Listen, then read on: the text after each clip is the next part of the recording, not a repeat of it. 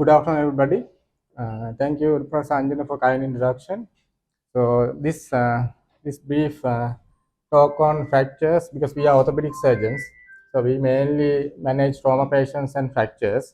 So I thought of having this kind of talk because it's useful for everybody. Because every day you will see a lot of patients with trauma, and everybody as a doctor should have some idea regarding fracture management. So in this talk, we are not going to go any details and any sophisticated management of fractures. I will stick to quite very basics of fracture management. So, so first of all, we'll go through what is a fracture. So fracture is as simply it's a break in the bone, right? But there are big definitions for fractures. So So fracture is mainly a disruption in the continuity of the bone. So mainly we are considering the cortex, because cortex of the bone is the one which gives the mechanical strength. So any breach of the cortex of any bone is called fracture, and that is applicable in medical aspect as well. So any X-ray, if there's any breach in the cortex, we consider that as a fracture and we report that as a fracture. And all the bones are covered with soft tissue. So with fracture, anyway, there will be surrounding soft tissue destruction. So most of the definitions of fracture, they consider it's a soft tissue injury with break in the bone, but there are exceptions. So other than notably, some other people also manage fractures, right? So one is dental surgeons. They manage tooth fractures, but that is also fracture, but it's not normal orthopedic fracture. And some soft tissues also can get fracture. You know what is that, right? So we are not doing those. We are not treating those fractures, and luckily they are not putting a plate and screws, right?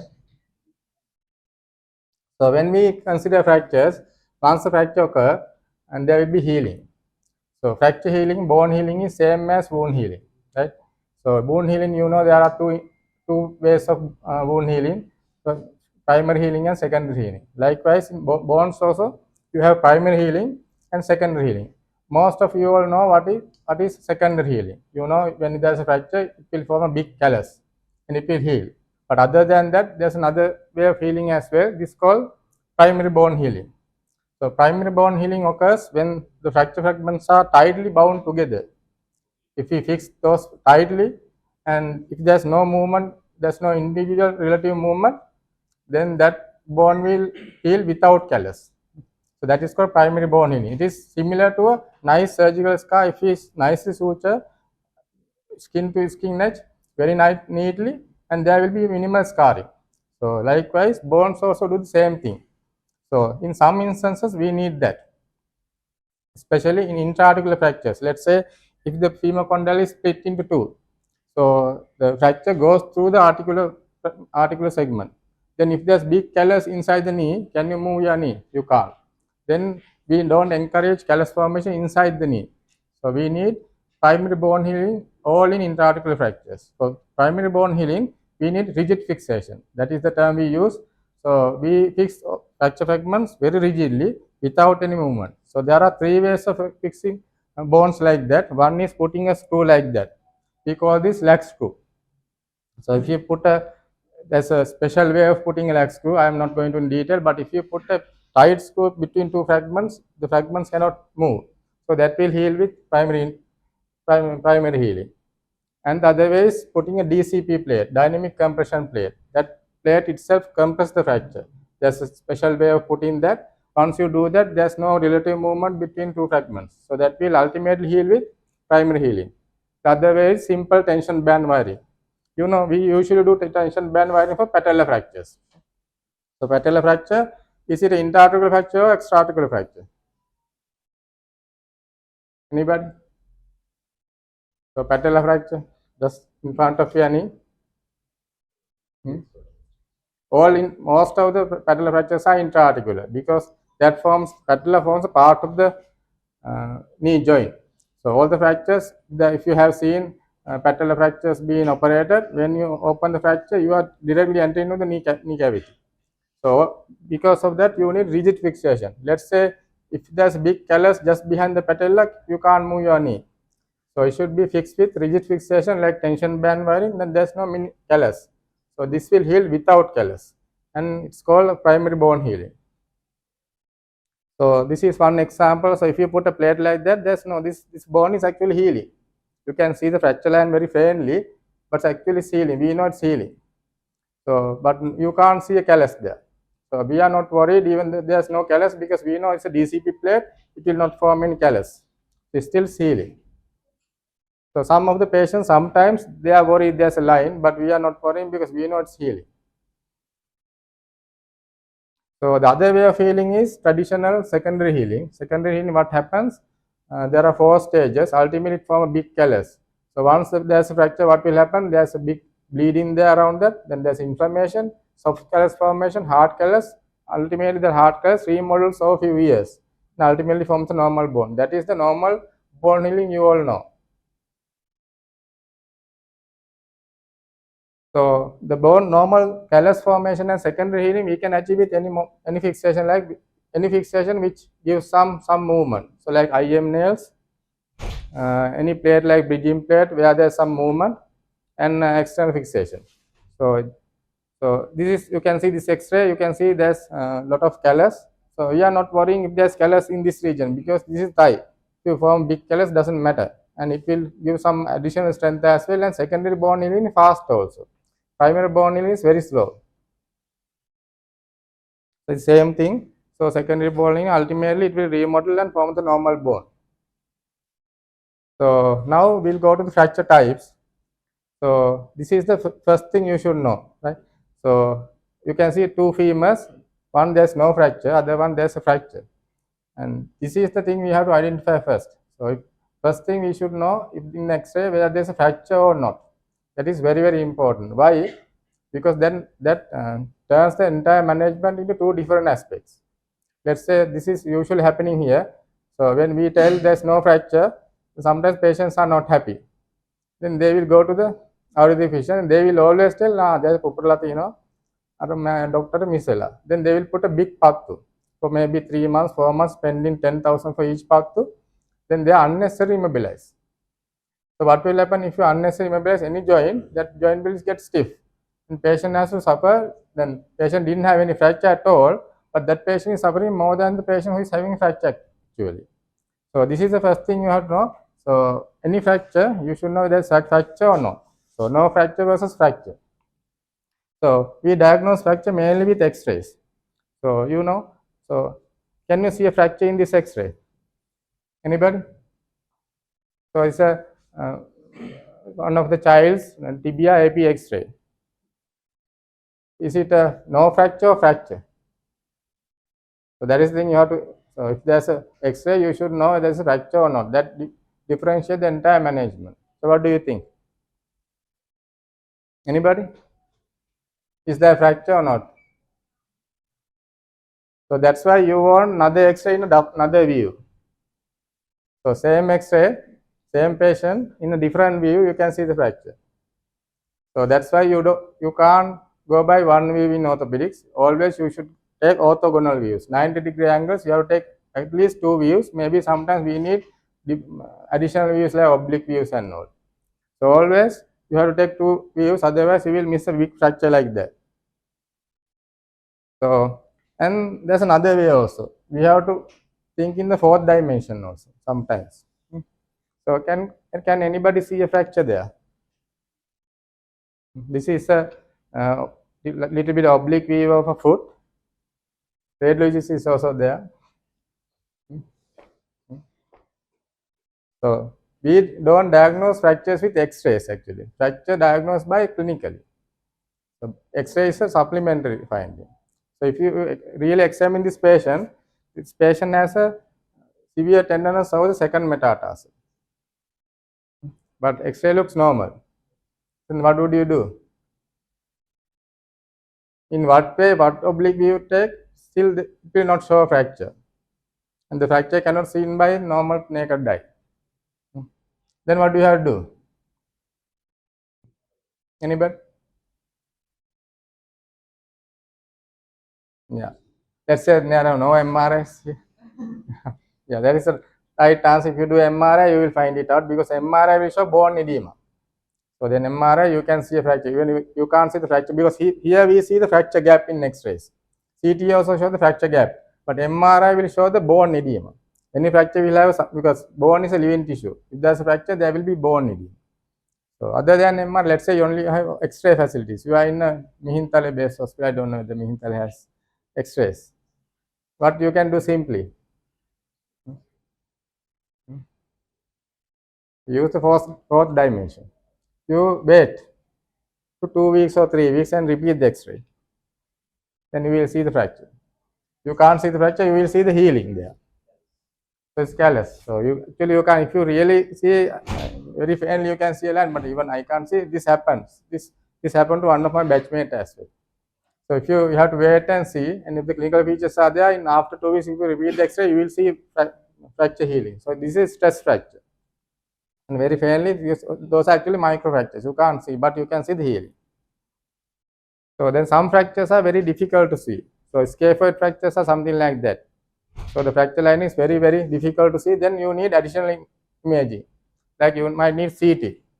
CT will show. Sometimes you need MRI also. And if you don't have these two facilities, best thing is to immobilize. If you clinically suspect a fracture, if your X-ray is not shown the fracture, best thing is to wait for 2 weeks or 3 weeks and repeat the X-ray.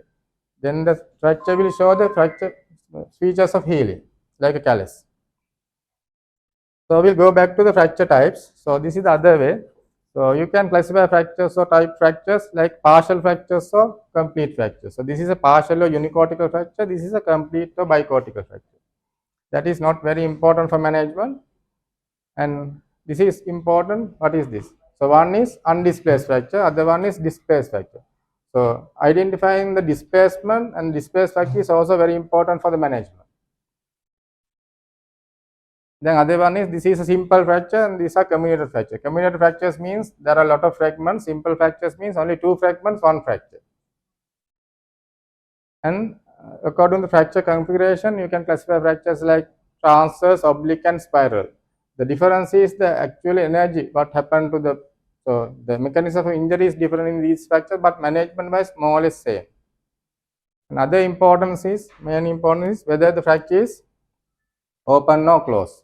Because closed fractures are little bit simple and simple to manage, but open fracture you have to do a lot of additional measures. So that is also important, because if you sometimes some patient in open fracture you have only tiny wound. So open fractures are defined as if there's a fracture in one segment of your body, if there's an even tiny wound in that same segment, it is considered as a open fracture unless proven otherwise. Because sometimes tiny hole is communicating the fracture to the exterior, and that fracture can get infected. Then we know that if you get a bone infection, it's almost end of your life, right?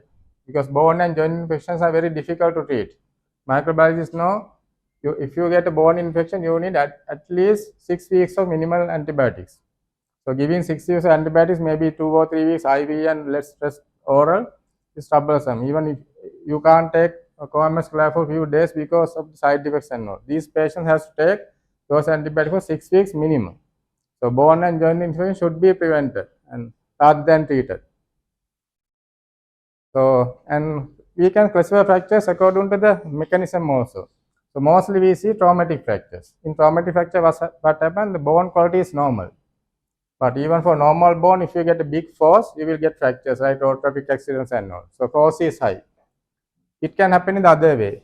So the force is normal, but if you have abnormal bone, you will get pathological fractures, right?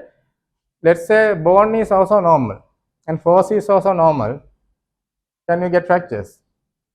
How? Normal force and you have normal bone. Can you get fractures? Anybody? If the normal force is repetitive, over and over every day, so what will happen? You will get stress fractures.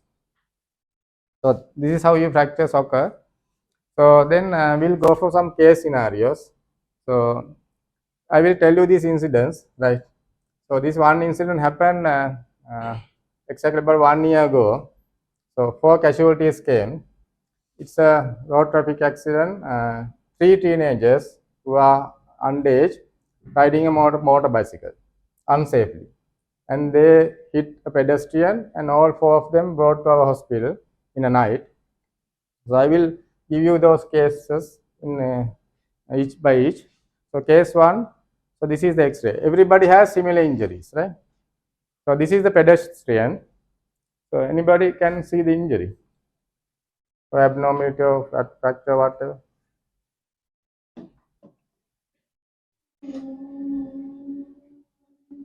So the first patient, this is actually the pedestrian. This is actually, the story is true, but the X-ray is not his. But you can see similar X-ray. Anybody can see the injury?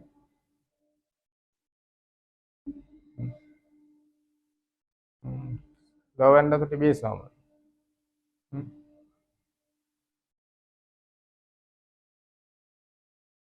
So actually, this normal X-ray. So there's no fracture. Right? There may be a little bit of soft tissue edema. Other than that, this patient didn't have any fracture. So this patient is not having a fracture. So that is important. So if you consider this patient having fracture like Ayurvedic physician, you will unnecessarily immobilize this patient, and patient will have unnecessary complications. I'm managing a lot of complications like that which are very difficult to treat. So some patients having pathu for 6 months, their knee is stiff. I know how difficult it is to manage a stiff knee. So this patient, what do you do? So this is the X-ray of that patient, and that patient is there. How do you manage this patient? And patient has some injury, even though there's no fracture, patient has soft tissue injury, and patient is in pain. There's no compartment syndrome, patient otherwise normal, no wounds at all. So what do you do for this patient? Yeah, pain relief, and more importantly, mobilization. So this is most important thing. You should not unnecessarily immobilize any patient. So that is one principle in orthopedics. You should not immobilize at all, because immobilization gives a lot of problems, DVT, stiffness, and everything. So best thing is to mobilize this patient, where Ayurvedic physicians are not really doing. They are unnecessarily immobilizing. So unnecessary immobilization should be prevented, and that's this patient management main aim is to movement. So start movements, mobilization, and discharge, and painkillers, everything. So that even that patient should have some management. Most of the time we are not really targeting that. That's why we are failing. That's why sometimes our physician is actually winning, even though the patient is losing, because they have good communication. They talk with the patient nicely. So when there's no fracture, we ignore. We are only considering the patient with fractures. But these patients should be also communicated and advised. If you don't have fracture, you mobilize, that's the treatment. Don't worry, don't go somewhere else and take unnecessary treatment. This is also very important. So that was the case one. So this is the case two. It's about 14-year-old kid, right? Same accident, no wounds. This is the only injury. And what do you think?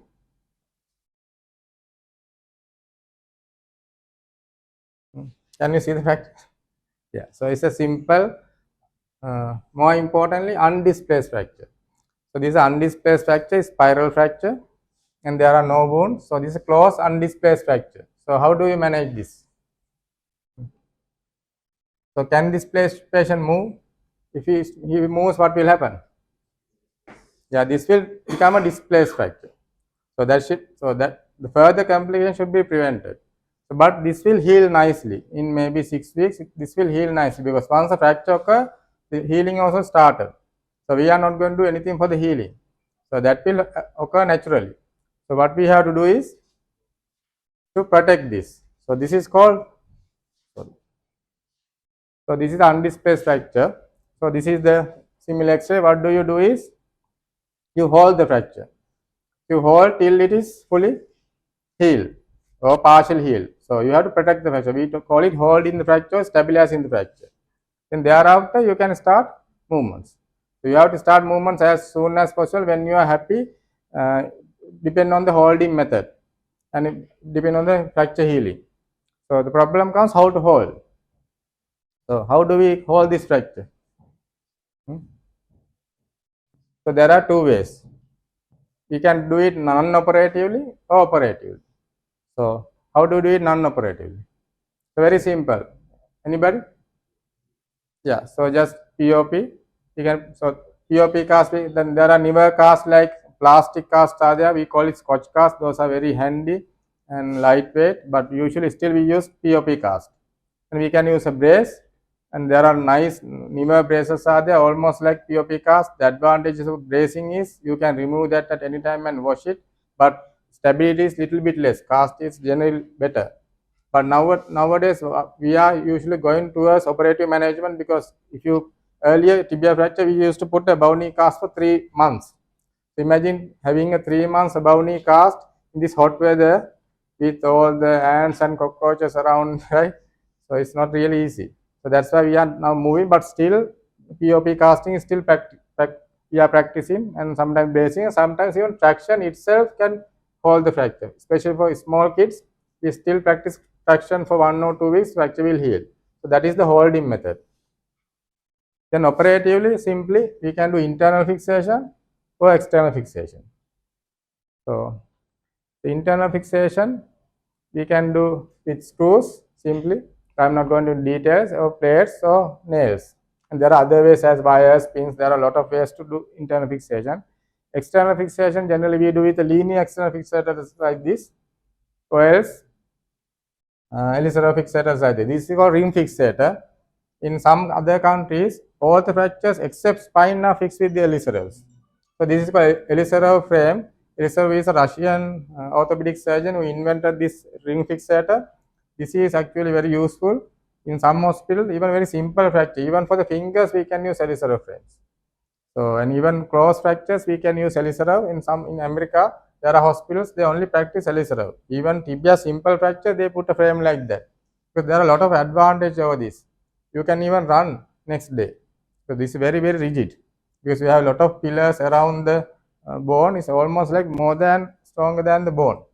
So next day also you can walk. You cannot do that with a plate. Even with IML you can't do that. But this one and this one you can lengthen, you can angulate, you can adjust the fracture as well. So there are a lot of advantages over that. But only thing is placed externally. So these are the ways you manage undisplaced fracture. You have to hold in any way like that. Then you have to move. So very simple. So second patient we manage that way, right? So those are the principles. You have to hold the fracture till it heals adequately. Then you have to initiate mobilization as soon as possible. So case 3 again. So another passenger of the bicycle. So again similar fracture. This is actual scenario I am giving you, right? And this is again a close injury. There are no wounds. He has some other abrasion, but there's no wound over this region. And what is the difference between this case and the previous case? The displaced one. And other than that, same. So what you have to do is a displaced fracture. So what do you have to do now? Yeah, so you have to do one additional steps to manage this patient, because you have to convert this displaced fracture into undisplaced fracture. So you have additional one step to do. So how do you do that? So you have to convert this displaced fracture into undisplaced fracture, where the previous one you don't have to do that, because it was anyway undisplaced unless we displace it. That's why any patient who are coming with fracture or something, you have to immobilize and splint. That is mainly applicable for the spinal injuries, because it doesn't matter, even tibia just displaced, we can reduce it. But same thing happen to the spine, then you will damage the spinal cord. Then that is the end of the patient's life. So therefore, always you have to immobilize any patient who is suspecting a fracture, especially spinal injury. So here what we have to do is, the management wise, you have to do displaced fracture, you have to convert that into undisplaced fracture. So what do you do for that is called reduction. So we reduce the fracture. So that is again another procedure we have to do. So once you reduce, it's an undisplaced fracture. Now you know how to manage undisplaced fracture. You have to hold the fracture and keep it adequately, then start mobilization. Same way. Right? So how do you reduce? That is the question now. So how do you reduce the fracture? There are two ways of reducing a fracture. One is close reduction. Obviously, other one is open reduction. Close reduction means we don't cut and chop the patient. We just reduce it manually. So under anesthesia, without anesthesia, we can do that. Usually under anesthesia, manipulation of anesthesia is a close reduction method. So there are a lot of ways of reducing closed pain. So we are not going to open or do any formal surgery, but openly, if you fail close reduction, you have to do it openly. You have to cut the bone and take the bone out and reduce it. So the famous term ORIF is called open reduction and internal fixation. Is only one method of treatment of fractures. It's not applicable for anything. So if you open the fracture, reduce it, and if you put internal fixation, that is called ORIF. But you can do all other combinations. You can do close reduction and internal fixation. Putting IM nail is close reduction and internal fixation. We don't open the fracture. We close, reduce it, and we put a IM nail. So internal fixation. You can close reduction, apply a external fixation. Close reduction and external fixation is also there. And open reduction and external fixation, all the combinations are there, but generally everybody knows ORIF. That is open reduction and internal fixation, right? So last case. So this is the X-ray of that picture of that patient. So what is the difference between the previous patient and this patient? There's a wound and it's an open injury, and the X-ray is more or less like similar. So the difference is now there's a wound. So now what do? Now question comes, what to do for this patient? So now you know how to manage toe fracture. Now you know how to manage undisplaced fracture. Now you know how to manage displaced fracture. Now matter of managing open fracture. Anybody? You tell me how to manage this? Very simple.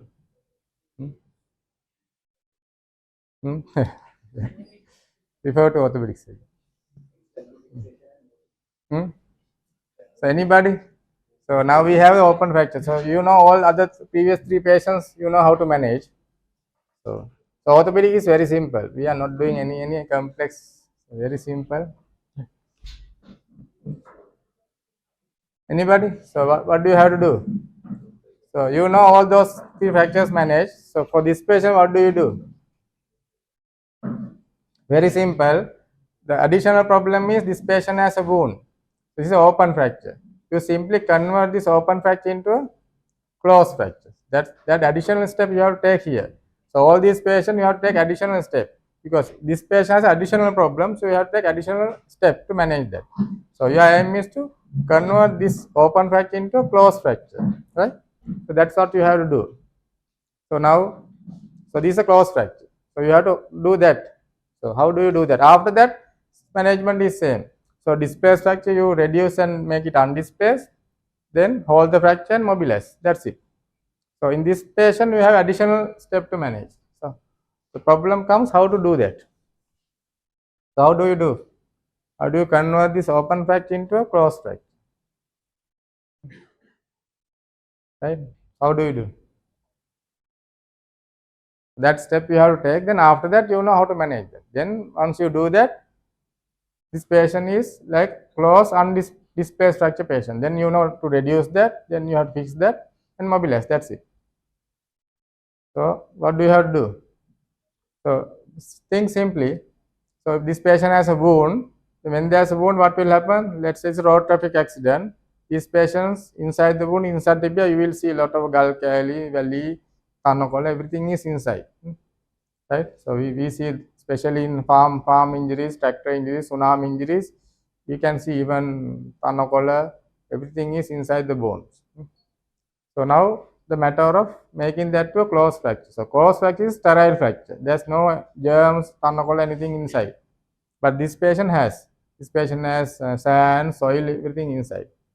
So what we have to do is, first thing is wound debridement. So we have to take the patient to the theater, and before that, ideally you have to, under sedation, you have to wash the patient very well. Even bathing is okay, unless the patient has other injuries. So you can bath the patient under sedation. That's why in an orthopedic theater, in front of that orthopedic theater, you have a patient preparation room with anesthetic machine, because that has showers and it's like a anesthetized bathroom. Right? So in the trolley you can take in, you can sedate, the anesthetic sedate, and you can wash the patient, because washing a patient like this is painful.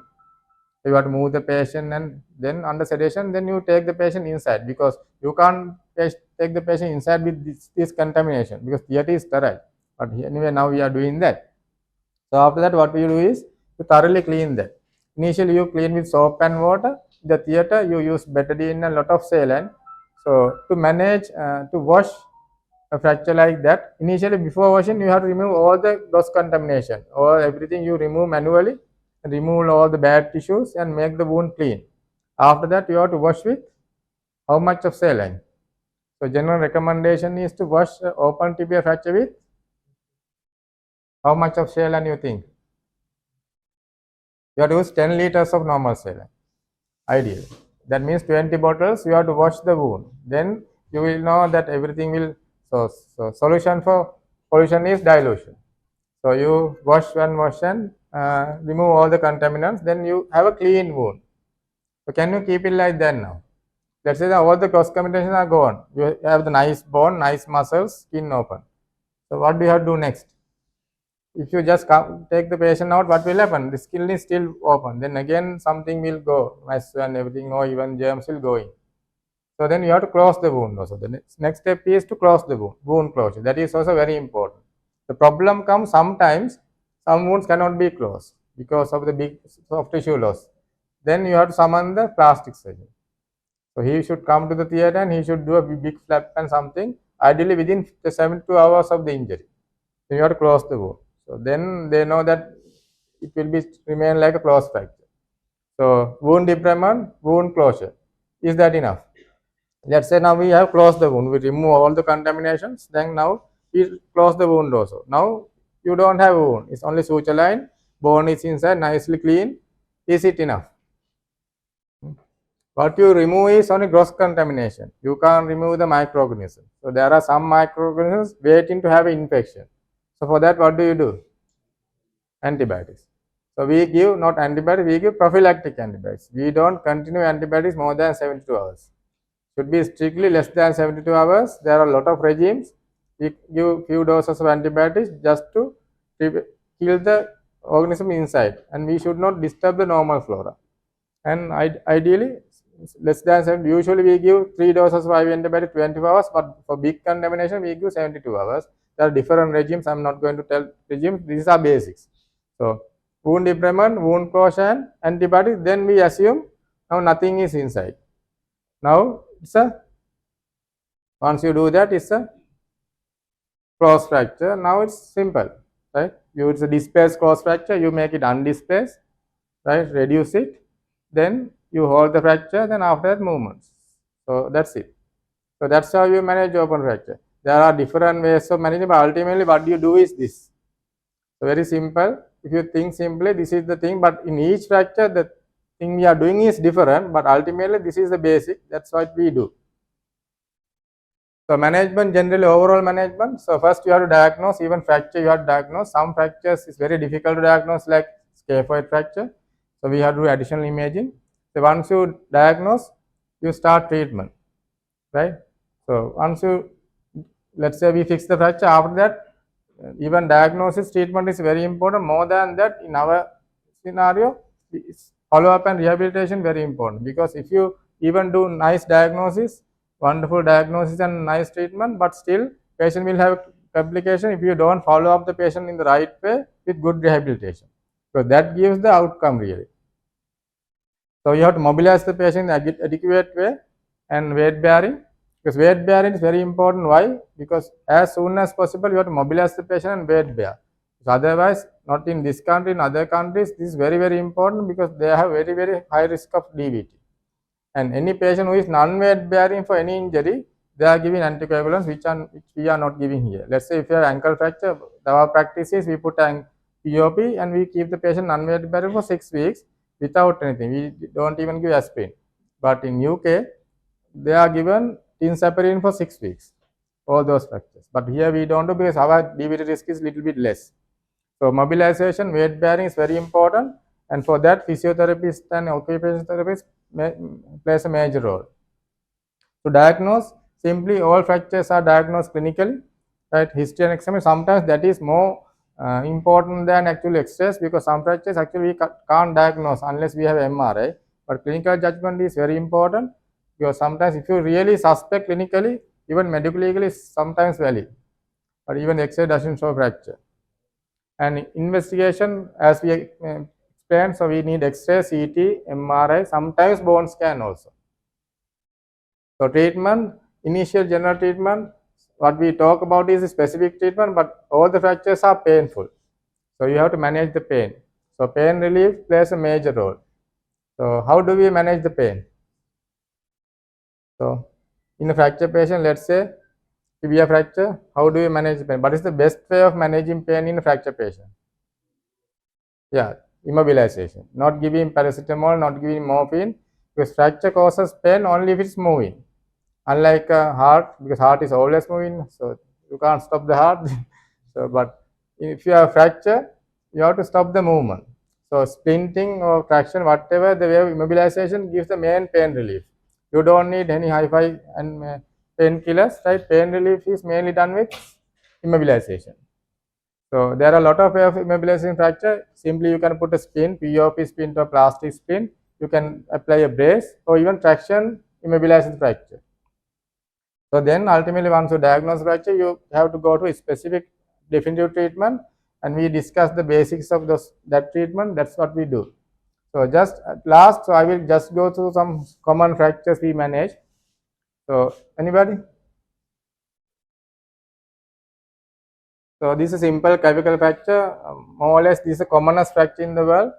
So simple clavicle fracture. Every day we get 3-4 patients with clavicle fracture. And how do you manage this? So we have to apply that principles. Now the displaced fracture, we have to make it undisplaced. Same time you have to hold and mobilize. So how do you do that? How do you reduce this? So sometimes, even though we think in that way, sometimes we do everything together. So applying a simple broad arm sling gives you everything. So what will happen if you apply this broad arm sling? It will elevate the shoulder like this. Then what will happen? The distal fragment, which is now drooped, will come to the normal position, and that reduction is enough. You don't need all the time. You don't need 100% reduction. Even this reduction is enough, and that the broad arm sling itself will hold the fracture. Then usually it needs 6 weeks to manage heal this fracture. So 6 weeks, first 3 weeks we immobilize like that. Last 3 weeks we start movements. Because if you keep all 6 weeks, what will happen? Shoulder will get stiff. So once the fracture is healing in the midway, we start mobilization.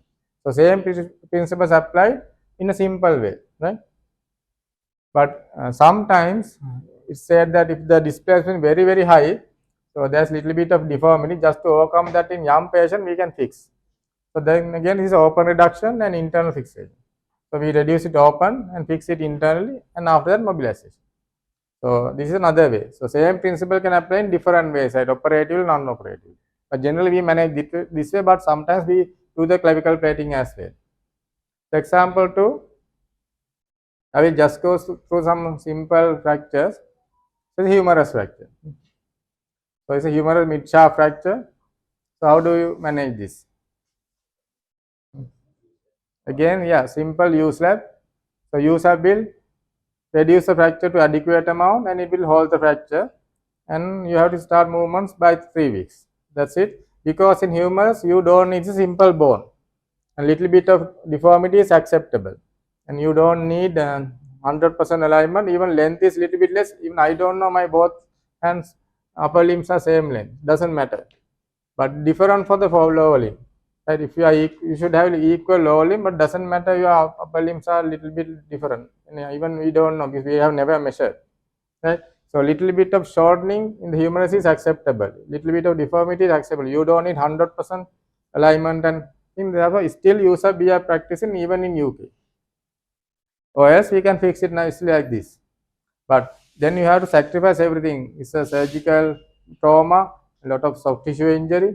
But applying a U-slab, you mobilize late. But here you can mobilize early. So there are advantages and disadvantages, but both ways you can manage. The example 3 is forearm fracture. Forearm, both bone fracture. What do you want for this? What do you like? So this is little bit different because there are two bones together in the same site. It's only place like that. Tibia and fibula we don't consider. Therefore, it's negligible. We consider only tibia. So therefore, in the leg we consider only tibia. But here, these both bones are very important. So what do you do? Here, this fracture is managed like intra-articular fracture because these two should be in nice length, otherwise one will affect the other. Therefore, for this patient, you need good fixation, usually rigid fixation like intra-articular fracture, and we encourage primary bone healing. So those two bones are very close together. Let's say if you have big two callus, those callus will ultimately stick together. Then you can't do this movement. Therefore, we don't encourage callus formation in this fracture. We need fixation, rigid fixation like plates like that. And we encourage primary bone healing. So then we don't put, unless it's undisplaced, we don't put POPs for the forearm fractures. So this is another very common fracture, distal radius fracture, or as we commonly call this is Colles fracture. So this is very simple, you reduce and put a POP. So this Colles cast, right, we keep this for 6 weeks and you can start. So what is the main complication they get? What is the most problematic complication these patients get? Because these patients are generally old, 60, 70, 80 years old, osteoporotic Colles fracture, we manipulate nicely, we put a POP for 6 weeks. And most of the, unless you advise, what is the main complication they get? Hmm? Hmm? Those are a bit rare. But what is the main complication? Unless you advise, they get, so they are keeping the hand for like this for 6 weeks. They get shoulder stiffness. Unless you encourage them to do, because they are reluctant, they will think that fracture will displace if you do that. Nothing will happen if you do that. So shoulder stiffness is very common complication of Colles fracture. Because those are elderly patients, they get the stiffness very easily and early because they have osteoarthritic joints. So you always have to encourage them to move the shoulder. Doesn't matter, they can't anyway move the wrist, but you have to encourage the finger movement as well as shoulder movements. And or else in young patient we can fix like this. There are newer plates, like small plates, you can use those and fix. So, and this is also very common fracture. I am going through very common injuries only. So this is hip fracture. So extracapsular fracture neck of femur, very common injury these days, and the injuries like this is rising because elderly population is rising day by day, and this is a big problem now everywhere in the world. Managing fracture neck of femur, and lot of algorithms are there, lot of guidelines are there, and lot of new specialties are there, geriatric and everything. So it's a big health burden to the world now. So how do you fix this? Can you manage conservatively? Let's say it's undisplaced fracture, very tiny line, and your archie fall, and you do X-ray, you see a small tiny line. So can you manage conservatively? Conservative means bed rest or POP. You can't put a POP. Earlier we used to put, but now we don't put. Any conservative way can you manage? So zero. You don't manage these patients conservatively because you have to fix and mobilize the patient. And immobilization kills the patient, not the fracture. So even 1-2 days immobilization, these patients will get DBT, pressure sores and pneumonia, because these patients with this fracture very painful. They can't even sit. So they have to eat, or you have to feed them in this position. Today you go home and try to eat your meal and you are lying down like that, and you will feel how difficult it is. And these patients will aspirate, and that is, and next day they will have abnormal breathing, pneumonia, next day they will die. So these patients will usually die unless we fix them and mobilize. So all the patient, even whatever the complication, medical complication they has, we encourage fixation and mobilization. So we have to do a DHS or PFN and fix them, and next same day you can mobilize. Then you can start mobilization even with non-weight bearing or weight bearing. Sometimes if you fix it like this, you can weight bear next day.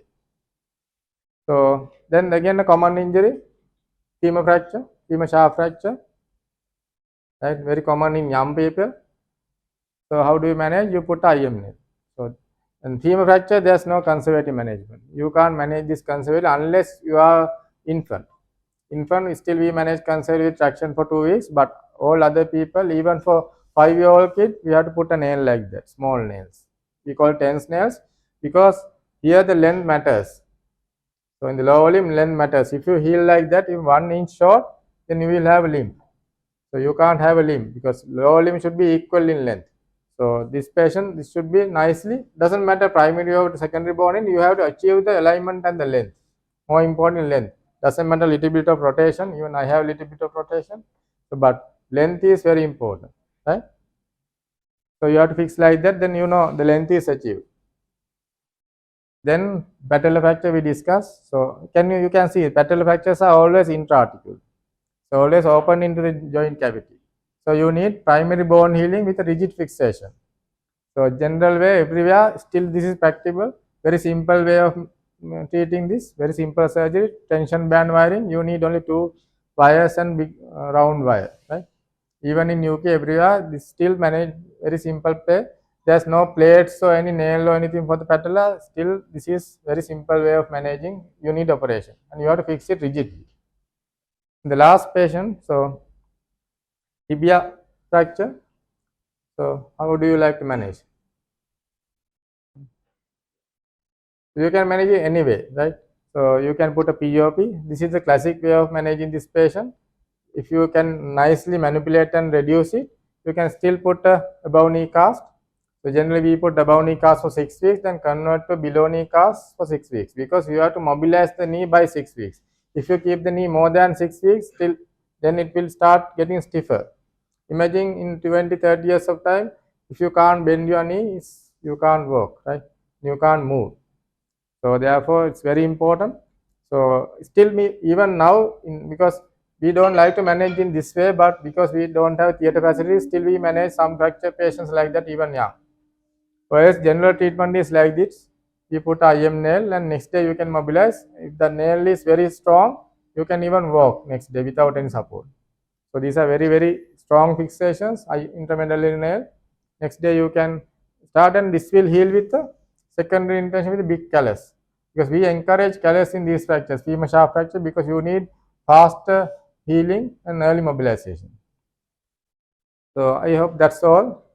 So I am happy to answer any questions. Right? So I didn't go through any hi-fi stuff. These are very basics, and the day-to-day what we do here. So if there's any question, I am happy to answer.